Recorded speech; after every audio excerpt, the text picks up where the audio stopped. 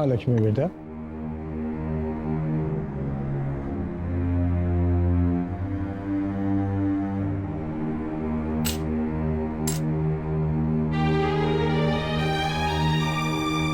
દાદાજી, મને બસ તમારા આશીર્વાદ જોઈએ. આટલું મોંઘું ઘર, આટલું મોટું ઘર મને ના જોઈએ દાદાજી.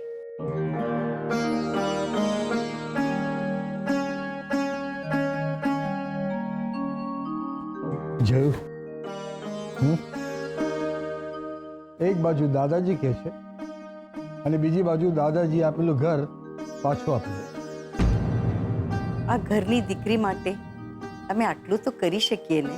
દાદીજી, ઘર તો આશીર્વાદથી વસતા હોય ને. તમે માત્ર તમારો હાથ મારા માથે રાખજો. મારું ઘર તો એ જ્યાં આપણે બધા સાથે રહેતા હોઈએ. અરે પણ લક્ષ્મી બેટા, જીગર અને તું. એમણે પણ મને ના પાડી દાદાજી.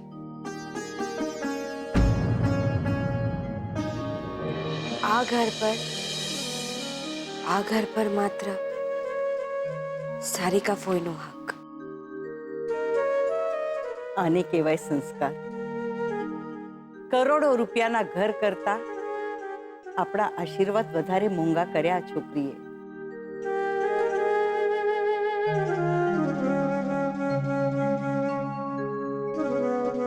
બેટા,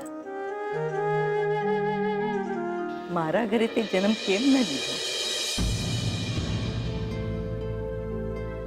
લક્ષ્મી બેટા, અમારે મન તો તું સારિકા કરતા પણ મોટી, કારણ કે એને ક્યારે પણ આ ઘરની ચાવીઓ પાછી નહોતી. દાદાજી, આજે સાચે એવું લાગે કે તું આ ઘરની દીકરી નહીં, બહુ હોત તો સારું થાય.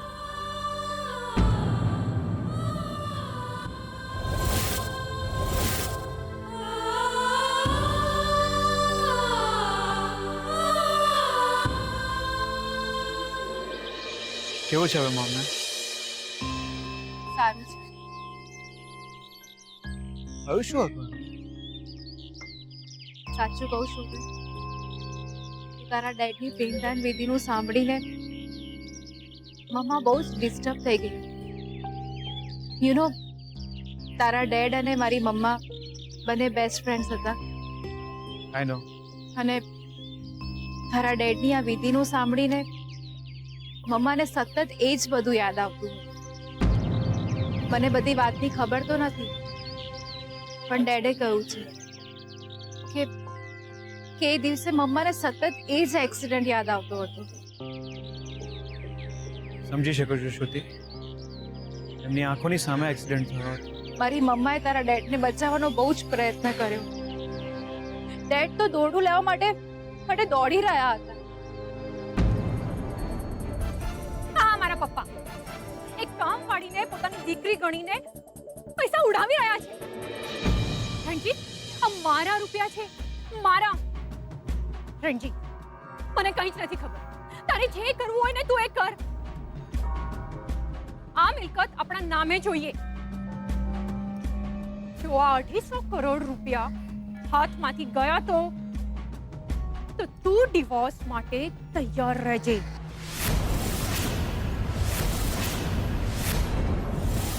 ખતમ કર.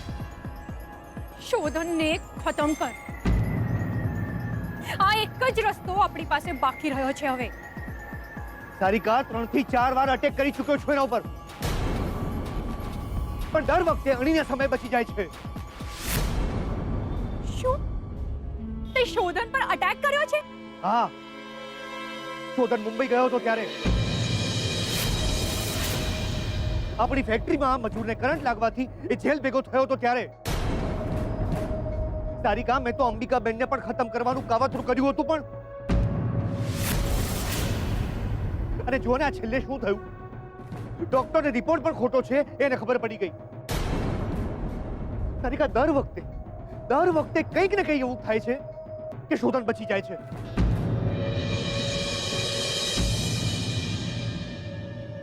રણજીત કુમાર, સારિકા બેટા, તમે બંને અહીં? શાસ્ત્રીજી હા. નમસ્તે. હા, સુખી રહો, સુખી રહો. ઘરમાં લગ્ન પ્રસંગ છે એટલે ખરીદી કરવા નીકળ્યા હતા.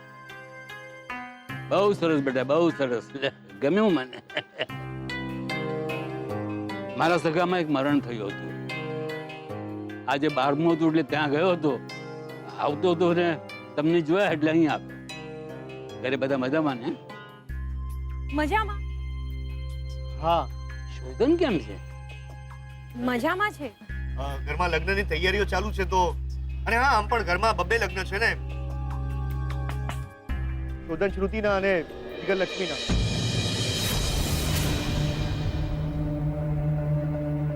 લક્ષ્મી જીગર સાથે પરણે છે? હા, પણ કેમ? આમાં શું છે? આ તો મને શોધનની ચિંતા થઈ આવી એટલે. શાસ્ત્રીજી, લક્ષ્મી જીગર સાથે પરણી રહી છે, એમાં તમને શોધનની ચિંતા શા માટે થાય છે? નહીં, કઈ ખાસ નહીં. આ તો આમાં શું શું વાત છે શાસ્ત્રીજી? કઈ સિરિયસ મેટર? અમે શોધન માટે પારકા નથી.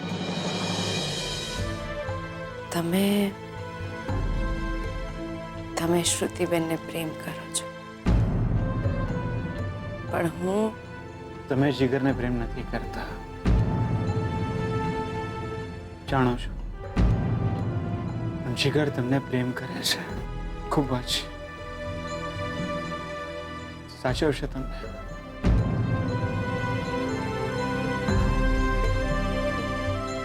લક્ષ્મી, ક્યારેક એવું બનતું હોય છે કે આપણે જેને પ્રેમ કરતા હોઈએ એની સાથે ના જીવી શકીએ, તો આપણે એની સાથે જીવવું જોઈએ જે આપણને પ્રેમ કરતો હોય.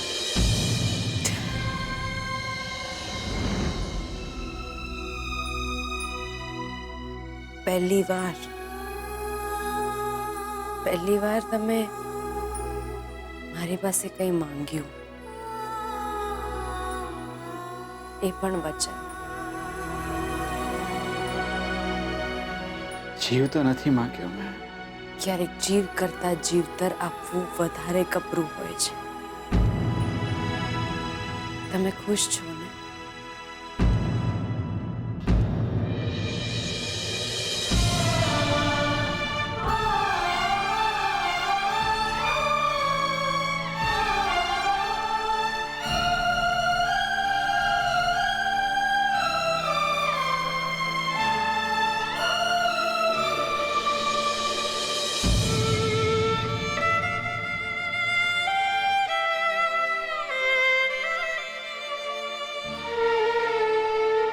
નથી ખબર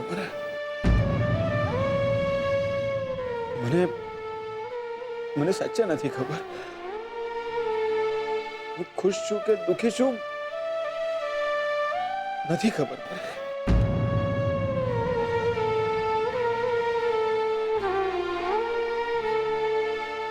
જો ખુશ છું તો મારી આંખો કેમ ભીની થઈ રહી છે નથી ખબર મને. પણ હા, એટલું જાણો છો કે તમે સુખી થશો, ખુશ રહેશો.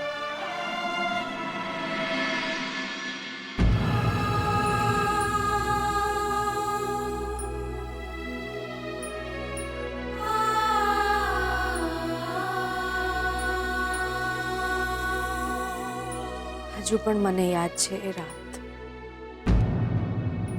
આપણે મારા ગામથી આવી રહ્યા હતા